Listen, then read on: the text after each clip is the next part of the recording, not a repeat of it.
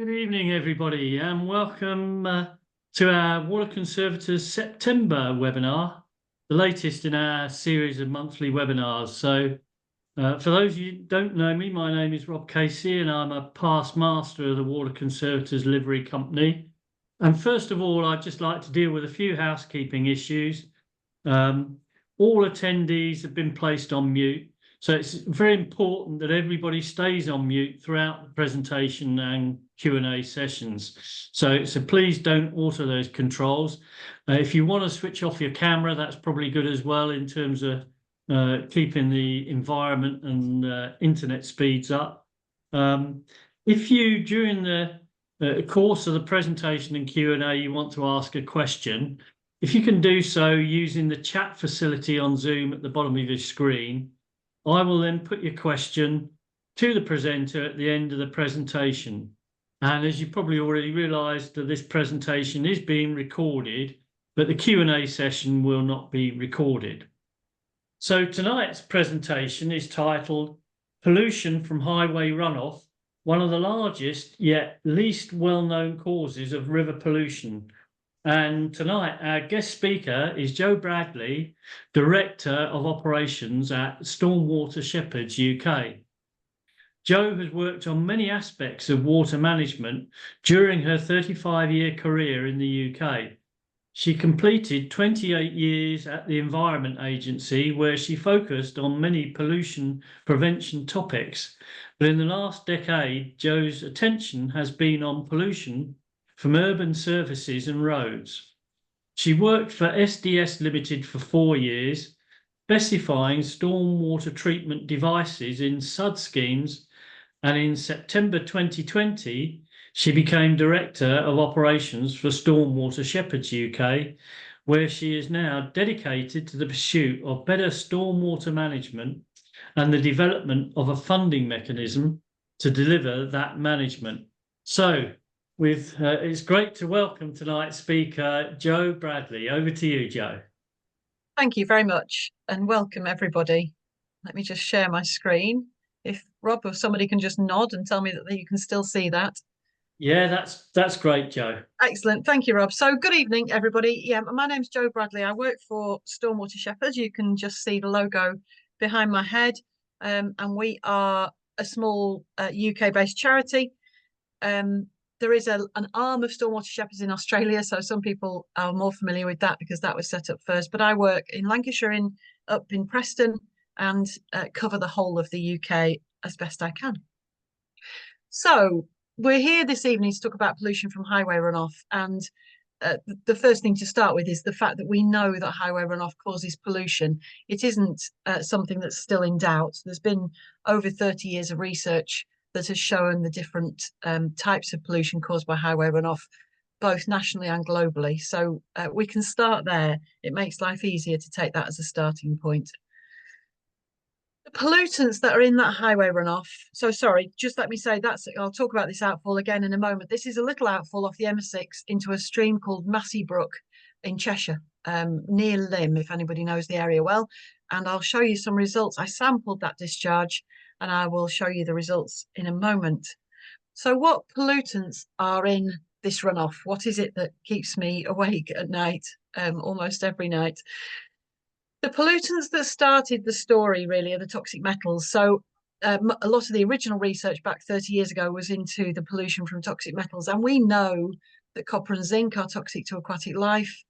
They cause all sorts of harm, and they are bioaccumulative. So the copper and zinc are discharged in both particulate and dissolved form. They enter the creatures that live in the water, but then they pass up the food chain as the fish eat the insects and the birds eat the fish, and birds of prey eat the birds. It passes up the food chain. So toxic metals are our first concern. Our second concern are polyaromatic hydrocarbons. So these are derivatives of fuel oils, but they also come out of your tyres. There are about 15 of them, but we concern ourselves with about 6 of them. They are known to be toxic.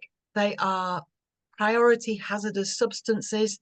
So they're identified under the legislation as particularly toxic and having different toxic and harmful effects.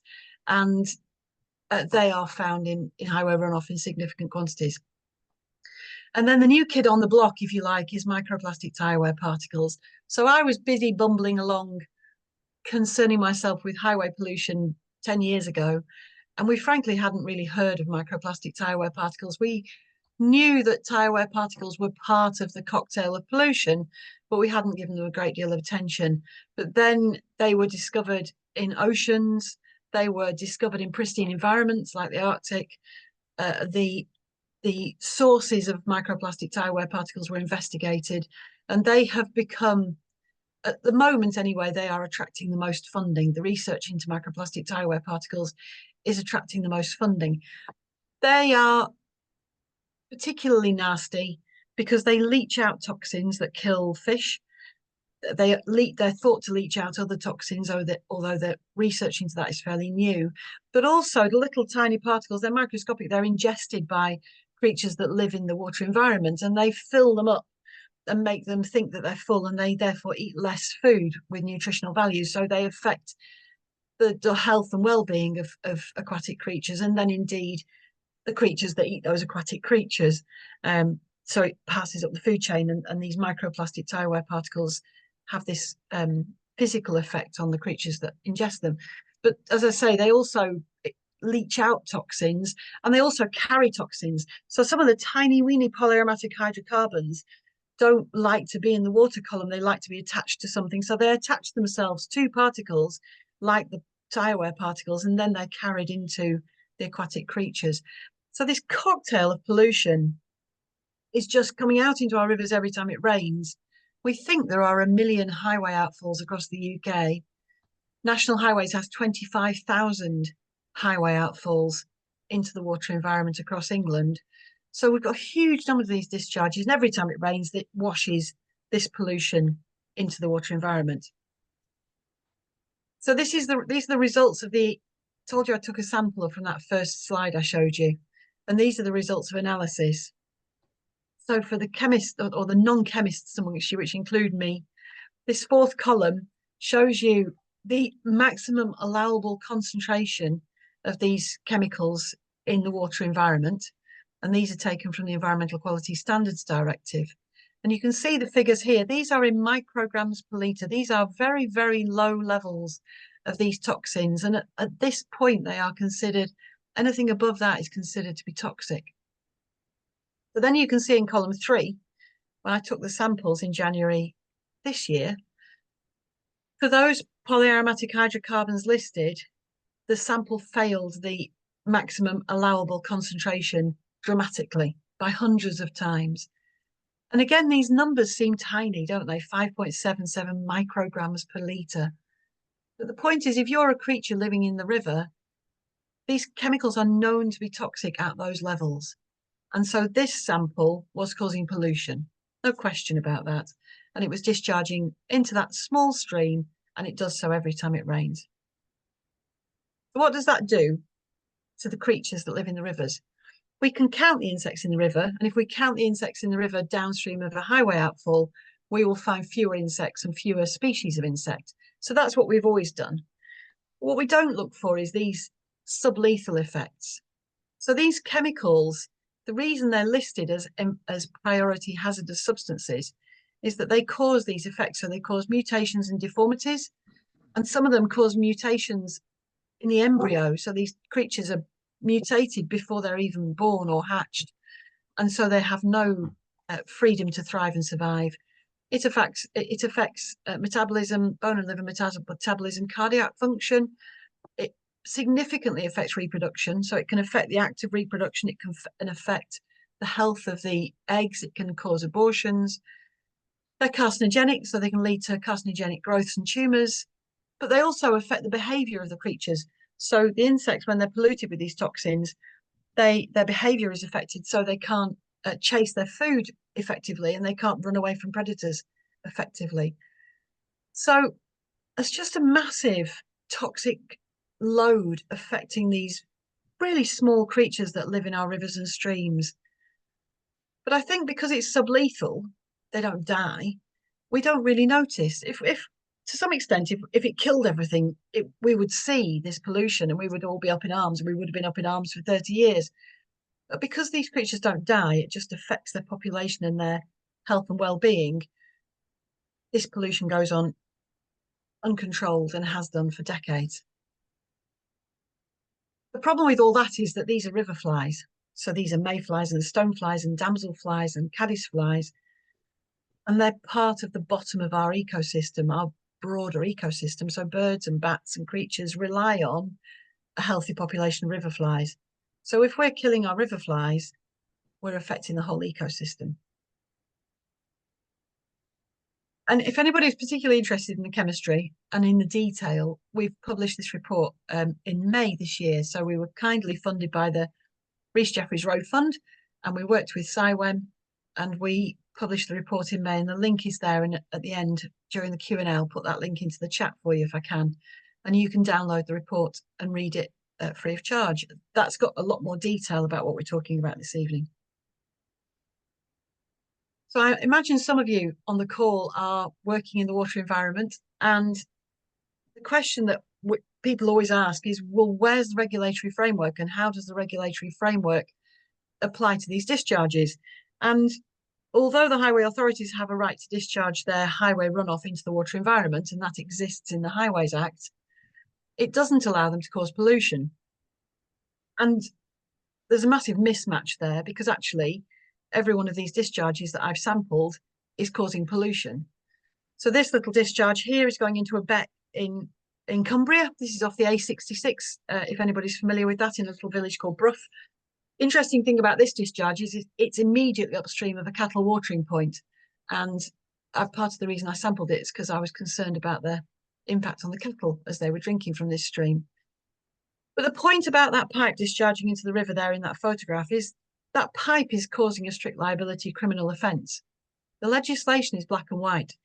And so if that were anybody else, if that were you or I doing that from our little business or our little factory, or if that was the farmer who's farming next door, we could all readily and relatively easily be prosecuted for causing that pollution. But one of the defences against an offence like that is if the discharge is made in accordance with a permit to discharge. And so if that highway authority were to take that discharge and go to the environmental regulator and say, we have a discharge into the beck in Cumbria, this is the level of pollution it's discharging, we'd like to apply for a permit, the environmental regulator, the Environment Agency in this case, would work out through comprehensive modelling, water quality modelling, how much treatment that discharge needed in order to protect the river. Now, the river has a capability to tolerate some pollution, so you don't have to remove all of the pollution, but you have to remove some of it. So that is what the permit would say. The permit would say, you can carry on discharging this runoff into the river as long as the flow is regulated to a given amount, the treatment is delivered to a certain degree, and there are various controls on the outfall. That doesn't happen. There are, as I said earlier, we think 1 million highway discharges from the highway network in England, and not one of them has had a notice to apply for a permit served upon it. So not one of those outfalls, as far as I know, and have been doing this a while, has a permit to discharge. And that's the problem, because if they were issued with permits, that would generate a flow of money from the Department for Transport to DEFRA to provide a team within the Environment Agency to monitor these outfalls. And it would also drive the installation of treatment schemes. And we can treat these outfalls. And that's what we need. We need a regulatory mechanism that's applied in a robust, strategic way so that these discharges apply for permits, they get permits, the permits dictate how much pollution control must be included, and then that pollution control is installed. So that's where I'm headed. That's where I want to be. But not all the discharges of highway runoff in the UK go straight into a river. Where I live in Lancashire, they usually do, because our rivers are open, they're not culverted, and it's relatively straightforward to go to river. But in other parts of the country, particularly where watercourses are culverted, there will be discharges of highway runoff going into the sewer, because the highway authorities have the freedom to make that connection if they want to. And so that gives us another problem, if you like, because if the if the discharge goes into a foul sewer, then that goes in with the foul sewage and down to the wastewater treatment works. And those pollutants, those delicious pollutants that I mentioned earlier, end up in the sewage sludge and contribute then to contamination through the sewage sludge into agricultural land, agricultural activities. If the highway runoff goes into the storm, into a combined sewer, then that will be part of the pollution when you have a storm overflow. And we all know about storm overflows. And so those toxins will then be getting into the river, but they will be doing so through a water company storm overflow, which makes the legal status really complex.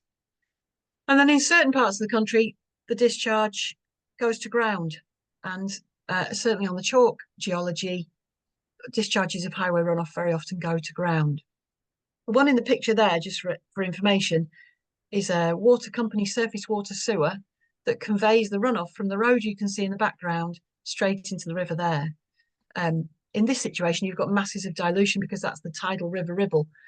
And so it's unlikely that that outfall is causing failures of the environmental quality standard downstream in the river. But nonetheless, that is still a pollutant load, a toxic load going into the river every time it rains.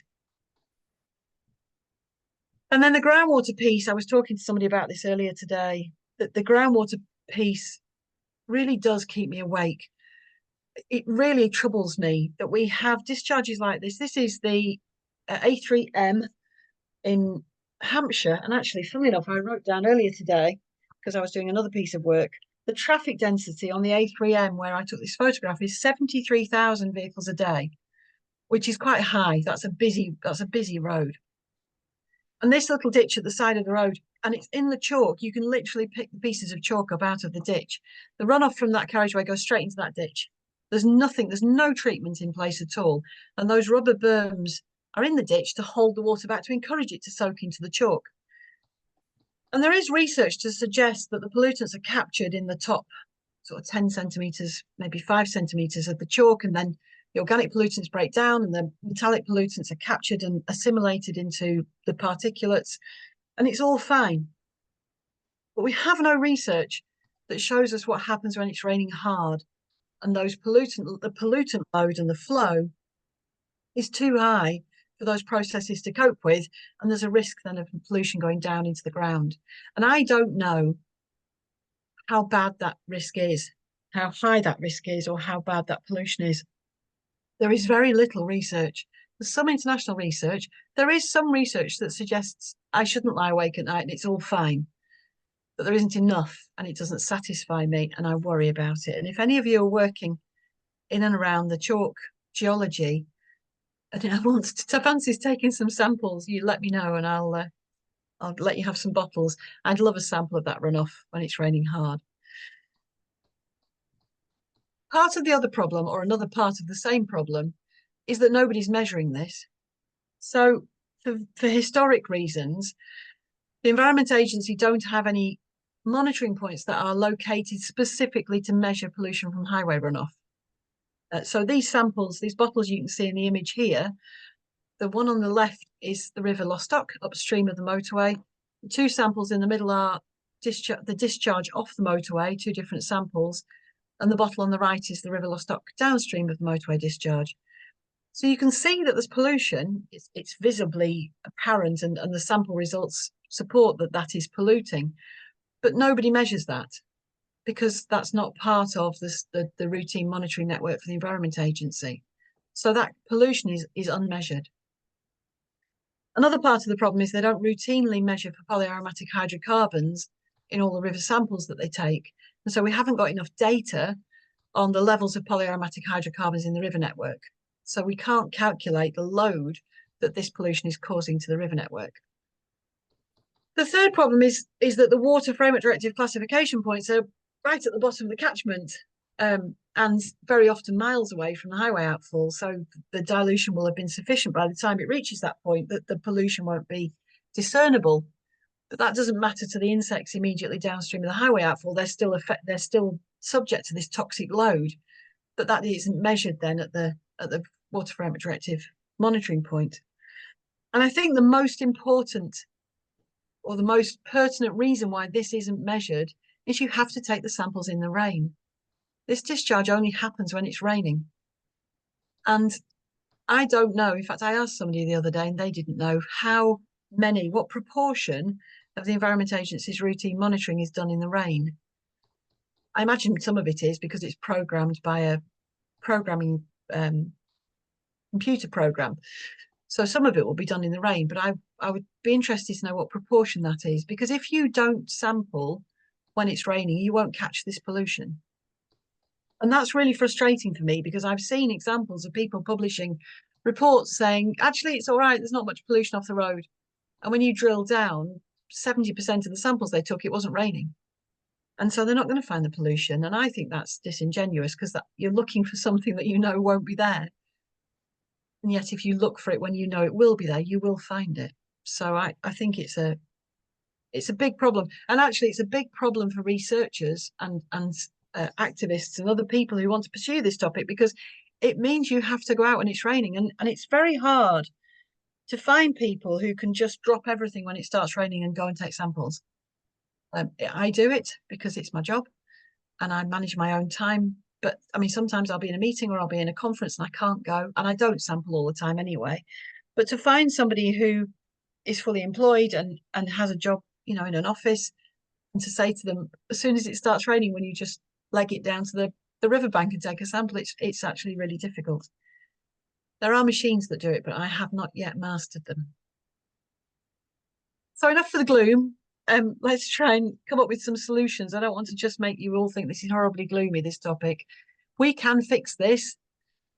So this image is a really, really fantastic rain garden in Sheffield city centre. So this rain garden takes the runoff from the road where that blue car is, and it takes the runoff from the footpath as well. So this is a retrofit sustainable drainage system in Sheffield city centre that is fabulous and ongoing. Phase 4 is being built as we speak.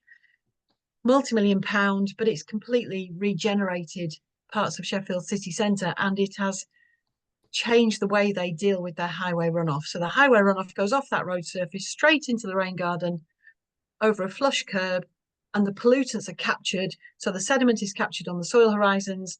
The sunshine and the microorganisms break down the organic pollutants. The plants take up some of the nutrient pollutants, and some of the metal pollutants are assimilated into the soil and precipitate into the soil horizons. These devices are fantastic. They only work for low and medium risk road surfaces, though. So city centres, towns, villages, rural, residential, rain gardens are the best. Good rain gardens are the best. And Sheffield are some of the best. They're fabulous. They're big and bushy and they go along the whole length of the road. So really excellent option and an excellent solution. This is another one. This is in London, I think. I can't quite remember the name of the street. I apologise. But this again, the reason I like this one is you can see that it's linear. So the entire runoff from that entire road length goes through those little dip curbs and into that rain garden. And again, all that pollution control activity takes place. They also do flood risk management and biodiversity and pleasing, colourful flower beds. But for me, the reason I get excited is that they're capturing the pollutants and they do it beautifully. And then you can include them at the point of construction. Those two I've just shown you were retrofit, so they had been retrospectively installed after development. This one was built at the time of development, and this is a swale. So this is another linear device, excellent, huge capacity to capture pollutants because it runs the entire length of the road. So all the road runoff goes over the edge and into there, and indeed the footpath runoff goes in as well. This one's called a bioswale because it's been allowed to grow in the middle into a much more dense vegetative mosaic, but sometimes you'll see them and they're just mown down.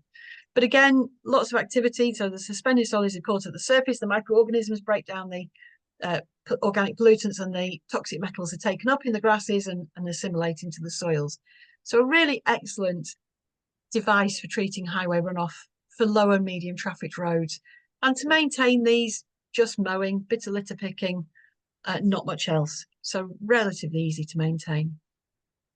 But, and again, I'm afraid there's a but, if you have a busy road, so if you have the A3M or the M6 and some of those other roads that we've looked at earlier in the presentation, simple vegetative treatment devices are not going to cut it because there is too much pollution too much toxin, too much suspended solids, and you need a designed treatment train with more than one treatment device, delivering more than one activity or process. Often, because highway runoff tends to be piped to the bottom of the hill in a big pipe, you'll have something like this. You'll have something like a vortex grit separator or a sediment separator to take out some of the gross pollution as the first level of defence. And these are, this one's like a Dyson cleaner for stormwater. It spins the stormwater around in circles and the sediment settles out.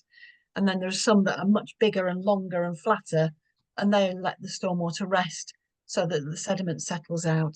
So one of these devices first, because that takes out the gross pollution.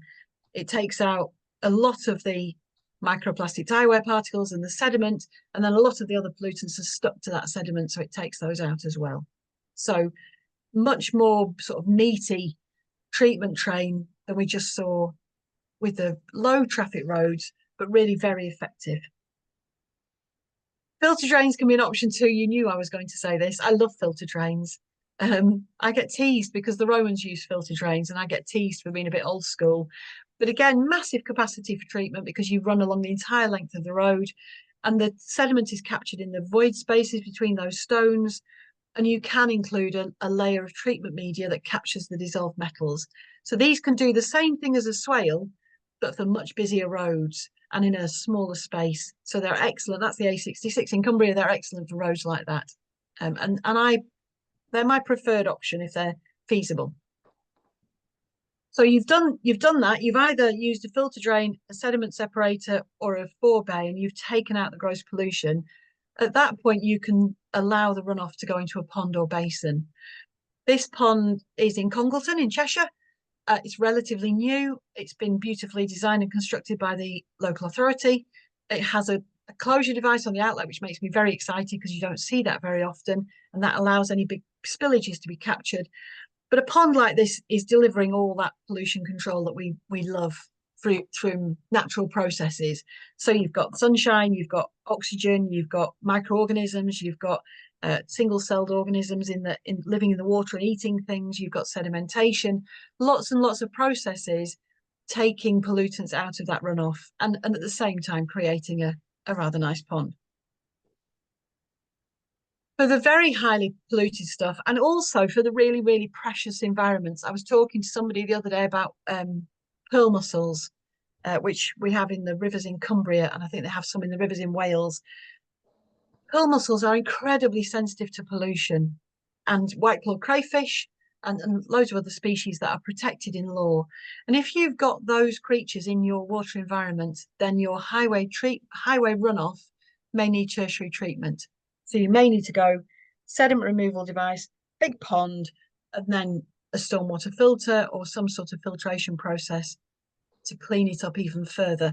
And biochar is an option, although it's pretty new and funky. I don't think anybody's using it yet, but there's loads of research. And then we have to think about what's going on. The problem with SUDs, with sustainable drainage systems, is they are brilliant and they are absolutely the right answer for residential and retail and places where there's not much pollution. This, on the other hand, this is a discharge into a stream from the M6 near Chorley in Lancashire. The pipe nearest to you is the discharge off the motorway. Pipe in the middle that's semi-submerged is the watercourse, and the pipe at the back is a discharge from the motorway service station. Now, I'm not sure how many of you on the call are familiar with your water legislation, but that is a watercourse. And under the Water Framework Directive, that should be in a position that it can sustain good ecological potential. So a good population of invertebrates and aquatic life and plants and fish and everything that you would expect to find in a small babbling brook in Chorley. But it doesn't. We did a sweep with a net. We couldn't do a kick sample because it's too dangerous, but we did a sweep with a net and we found water fleas and bloodworms, and that was all. So that watercourse is not even close to where it legally should be because of that discharge from the motorway. And we have to remember this massive pollutant load when we're talking about highway runoff. This is not stuff you can just stick in a swale because the pollutant load is too high. And if you do stick it in a vegetative device, you need to be really, really honest about what you're creating. So if you think again about the ones I showed you in Sheffield, beautiful, bushy, fluffy, green, flowery, gorgeous drainage systems in Sheffield, they are buzzing with insects. We were up there, I was up there with the water company a few weeks ago, and it was sunny, surprise, surprise, and there were flying insects everywhere. And people are enjoying it, and there's been evidence to show that people are choosing to walk down the streets where the suds are because they're so beautiful. That's not true of this pond here. This pond here drains the M20. There is no pre-treatment upstream of this pond. The runoff from the M20 goes straight into it, and it's now just full of toxic sediment and toxins. So when it rains hard, the runoff goes in there. The sedimentation capability of that pond is compromised because it's full of sediment. The function of the pond is compromised because the form of the pond has changed since it was constructed. So now the polluted water comes in, the polluted sediments just go round, the polluted water just sits on the surface. So that's not a habitat. I don't think that's a habitat for wildlife. I would dispute the argument that that's creating a habitat for wildlife, because it's creating a polluted habitat. And there is wildlife there. There were birds, certainly when we were there sampling it. But that sits really badly with me, because that's creating a habitat and then poisoning that habitat. And we've got to do a better job of designing these treatment schemes so that we don't do that. We need to isolate the toxins from the wildlife. And that's where good design comes in. And then when you've designed it, you must care for it. I could take you on a magical mystery tour of unmaintained highway assets if anybody's interested. We could take a small minibus and drive around and look at them. It's absolutely essential that if you spend £1 million building a treatment scheme like this is a horizontal sediment separator, British manufactured product, tested to within an inch of its life, excellent function, but it only works if you look after it. So it will capture tons of sediment, and then every couple of years you must empty it so that it can carry on catching tons of sediment. The number of times I've spoken to people and said, well, you've not maintained this separator, you've not maintained this pond, you've not dug out the sediment that's gathered in your swale. And they'll say, well, we haven't got any budget for that. And even suds, I go and look at suds that need maintenance, and the suds owner will say, well, we've not got any budget for that. It is not a defence to say you can't afford to comply with your legal requirements. If I was to say to Department, what they call DVLA, do you know what, I'm having a really bad month, I'm not going to MOT my car, can't be bothered, can't afford it, I'm simply not allowed to do that. And yet these devices that have been, pardon me, designed and installed to protect the environment are not being maintained. And the excuse that's being used is that we can't afford to do it. And it's just not good enough. If you are installing a device, you must have a revenue budget secured in perpetuity to maintain that device. And you need to know how often you're going to maintain it. So you need decent design guidance so that you can say, this blue tank here, we're going to put it in the ground. Every 2 years, we're going to remove, 25 tons of sediment, because we know how much sediment we're getting off our network and we know how big our tank is. And it's just not happening, or it's certainly not happening as much as it should. And also people say, well, that's right, suds are fine, we don't need to maintain our suds, but you do need to maintain your suds. This young man was picking litter out of the suds in Sheffield. That needs to be done occasionally. And you can often get volunteers to do that, but this young man was actually employed to do it. And there's some grass cutting and trimming hedges and stuff like that. So you do need to do maintenance of suds. It's just easier. It's still skilled, and we need skilled people to do it, but it's not as expensive, and it's physically easier. So you do need to do that. Don't assume that suds are maintenance free. And then these two images are the images I want you to focus on and take away with you tonight. This is probably the most important image you'll see. This image on the left is the sediment we took out of a vortex separator on a main road in Wigan that would have discharged, well, in fact, the outfall discharges into the River Douglas, which is a beautiful river that's a tributary of the River Ribble, which is a fishery. And this sludge was on its way to be treated. This was at the treatment plant. And we had access to about 5 tons of this stuff. That's toxic. There is no question that that sludge is toxic.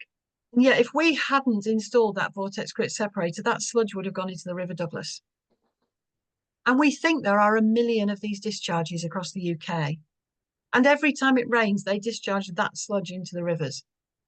And I think just seeing it like that really brings it home that we are not doing a good enough job of this, because that's just one outfall that's got a treatment device. The image on the right is an oil water separator that's waiting to be emptied. That was when the emptying contractor arrived to do the emptying. And the reason that's a really good image is that it shows you that these things work. These manufactured devices capture sediment and they isolate it from the environment. It can't cause any harm to anything. And then you take it away and treat it. Sadly, it has to go to landfill in the UK at the moment because we've got no other solution. But there are people working hard to try and find a role for this material, be that a construction role. Somebody's looking at whether or not it can be converted into an ink. There are people investigating ways to use this stuff. But right now, the priority is that we stop it going into our rivers. So I've put this at what do we do next? What do you do next? I can't do this on my own. We need to persuade the regulators to monitor this. So, and I think the Environment Agency are starting to look at introducing some monitoring points to pick up this pollution. Once they've done some monitoring, they need to start serving notice to get the highway authorities to apply for permits. We know to some extent where the most polluting discharges are. We know where our most vulnerable environments are, definitely. So that's where we should focus our attention. We need to measure the harm, the actual harm to aquatic life, because I spend all my time talking about this, and yet there's this enormous noise in my ear about storm overflows and the harm they cause to rivers and streams and the risk they pose to recreational water users. And I can't fight against that noise because I don't know, I haven't measured the harm that highway runoff is causing to aquatic life. I know it's causing harm. I've sampled it. I know it's polluting. I know it's in some places illegal, and I know it's affecting invertebrate populations, but I haven't measured the actual harm, and we want to do that. We need to include these outfalls in our river basin plan, so we need to have points on a map that says here are our, even if we just use the 25,000 that belong to national highways, let's put those on a map and say these are contributing to river pollution and we need to know where they are. We need to design treatment schemes. We need to deliver them at pace. We need to design them better. We're not designing them very well at the moment because the design guidance has gaps. I was going to say is flaky, but that's a bit of a millennial word. But the design guidance isn't good enough. It needs to be updated. We need to maintain everything we install now, but we also need to maintain our legacy assets that are sitting there not maintained at the moment. We need to find some money to go back and maintain them. And we need to do more research, but we have to do the pollution prevention at the same time as the research. We have been horrifically guilty in this country of doing research and research and research for 30 years into this topic, but not delivering the solutions. So every time we do a bit more research, we go, oh, crikey, it's really awful.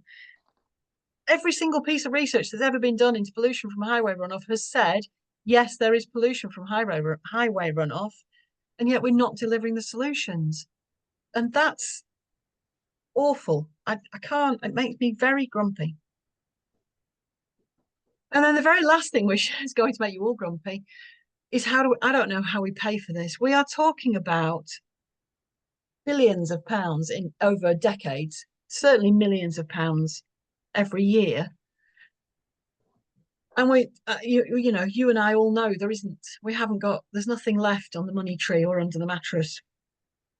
So there are options. So other countries have a stormwater utility charge. So homeowners pay a specific fee alongside something equivalent to council tax to pay for stormwater management. So you already pay a little bit for flood risk management in your council tax, and alongside that you would pay an additional amount that would be specifically for stormwater management.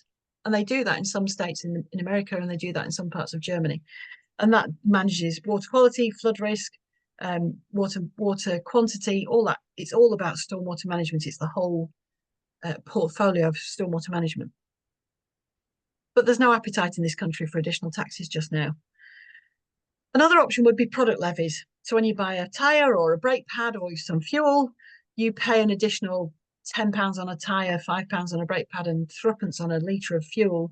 And that creates a fund to pay for this work. Again, at the moment, no appetite for that, but it is being discussed. So there are conversations about tyre extended producer responsibility for tyres, and there are conversations around that. They're not mature yet, but they started. Road tax would be a solution. You could stick an extra 10 quid a month on everybody's road tax, including electric vehicles, because they contribute to this problem, and create a fund to pay for this work. Finally, you could look at, and this is a bit tenuous, but within your water company bill, the bill you pay to your water company, or at least your sewerage company, you pay a little bit, a really little bit, for the conveyance and treatment of stormwater, rainwater. Legally, there is freedom for that to be much bigger and for the water companies to take on a proportion of this work. But again, suggesting that we put our water bills up at the moment isn't very palatable. The other thing that, and I said this on a podcast the other day, and it caused a bit of a few raised eyebrows. Some of you will know that the water companies have been allowed or instructed by government to spend £56 billion over the next 25 years, reducing spills from storm overflows. I would argue that if you were to sit in the cold light of day and understand the harm that is being caused to our rivers by storm overflows, and compared that to the harm that is being caused to our rivers by highway runoff, you could split that money down the middle and share it. Because I don't think that all those storm overflows need to be treated to reduce them to 10 spills a year. Some of them aren't necessarily causing harm. And if you were to interrogate that data more closely and do more work, you might say, well, actually, we only need to spend 28 billion on on storm overflows, and we'll give the remaining 20 whatever billion to Jo Bradley, and she can spend it on highway outfalls. I think nationally that would be a really sensible outcome. I'm not entirely sure I'm ever going to get there, but I'll let you know if I do, and you can help me spend it. That's it. It leaves us plenty of time for questions, but I did say to Rob and Peter that's probably a good thing. Please follow me if you would like to. Best to follow me on LinkedIn. I make more sense on LinkedIn than I do on Twitter. But also feel free to have a look at the website, where I do quite a lot of news items talking about this topic. Thank you very much. I'll have a look at the questions now. I shall have a look through